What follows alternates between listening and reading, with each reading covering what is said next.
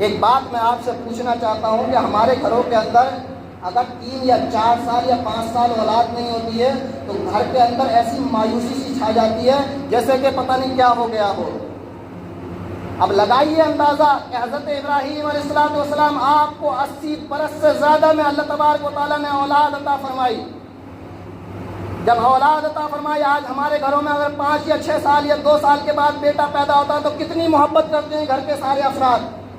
تو حضرت ابراہیم علیہ السلام کو کتنی محبت ہوگی حضرت اسماعیل علیہ السلام سے کہ آپ کو 80 برس کے بعد اللہ تبارک و تعالیٰ نے اولاد سے نوازا ہے۔ یہ حضرت ابراہیم ہے، تو کہتا ہے کہ یہ میرے خلیل ہیں، یہ تو اپنی اولاد سے زیادہ محبت کرتے ہیں۔ اللہ نے فرمایا کہ اے میرے فرشتوں، دیکھنا چاہتے ہو میرے خلیل مجھ سے محبت کرتا ہے یا نہیں کرتا ہے؟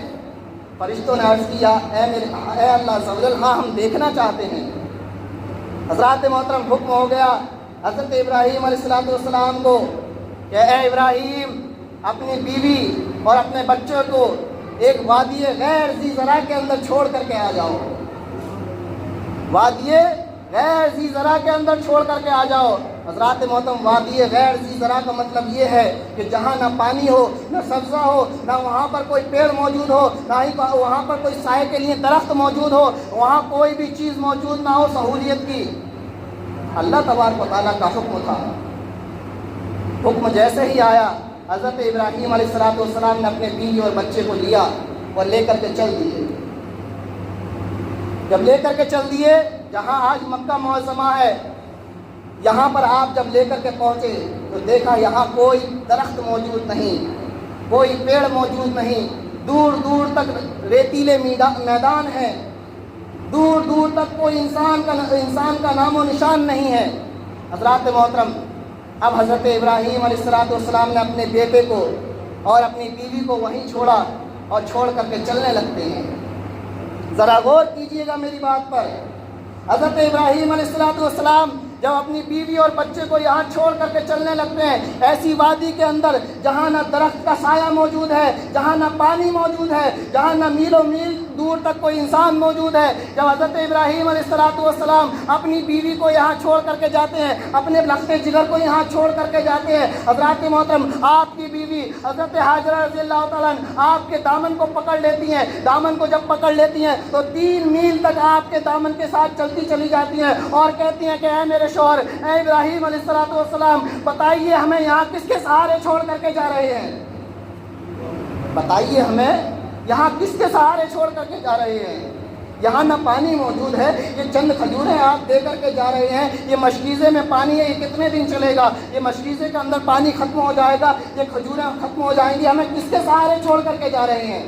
حضرت ابراہیم علیہ السلام کی زوجہ، لیکن آپ 3 میل تک دوڑی ایک ایسی جگہ چھوڑ کر کے جا رہے ہیں جہاں نہ پانی موجود ہے، جہاں نہ گھاس موجود ہے، جہاں نہ چرند پرند موجود ہے۔ لیکن حضرات محترم، مورخین لکھتے ہیں کہ حضرت ابراہیم علیہ السلام کی زوجہ حضرت حاجرہ رضی اللہ تعالیٰ نے ایک جملہ بھی ناشکری کا ادا نہیں کیا، ایک جملہ بھی ناشکری کا ادا نہیں کیا۔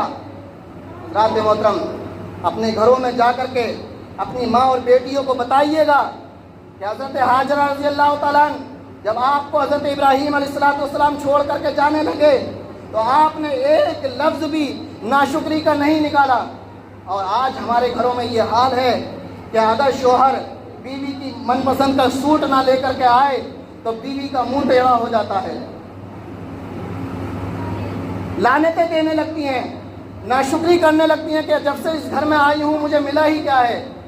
حضرات محترم، لیکن اے کنیز فاطمہ، دیکھیے حضرت ابراہیم علیہ السلام کی زوجہ کہ آپ کو ایک ایسے میدان کے اندر چھوڑ کر کے جا رہے ہیں جہاں کوئی چیز موجود نہیں ہے۔ حضرات محترم، آج ہمارے گھروں کی عورتیں اگر 5-5 ہزار کے سوٹ نہ ملیں تو وہ لوگ ان کے ناشکری ادا کرنا شروع کر دیتی ہیں۔ حضرات محترم، کم سے کم یہ سوچیں، یہ یاد رکھیے، جو ماں بیٹیاں ہیں وہ یاد رکھیں کہ اگر تمہاری جنت ہے تو وہ تمہارے شوہر کے قدموں کے اندر ہے۔ اگر تمہارا شوہر تم سے راضی ہے تو تمہارا اللہ بھی تم سے راضی ہے۔ اگر شوہر راضی ہے تو اللہ تبارک و تعالیٰ بھی راضی ہے. اگر شوہر ناراض ہے تو لاکھ سجدے کر لو، لاکھ نمازیں پڑھ لو، یہ اللہ تبارک و تعالیٰ کی بارگاہ میں قبول نہیں ہے. اگر شوہر 2 پیسے کی بھی چیز لے کر کے آئے گھر کے اندر تو آپ مسکرا کر کے اس چیز کو رکھ لیجئے اور اللہ شوہر کی رضا میں راضی رہیے. اللہ تبارک و تعالیٰ اس کی برکت سے تمہیں جنت میں محل عطا فرمائے گا. جنت کے اندر تمہیں محل عطا فرمائے گا.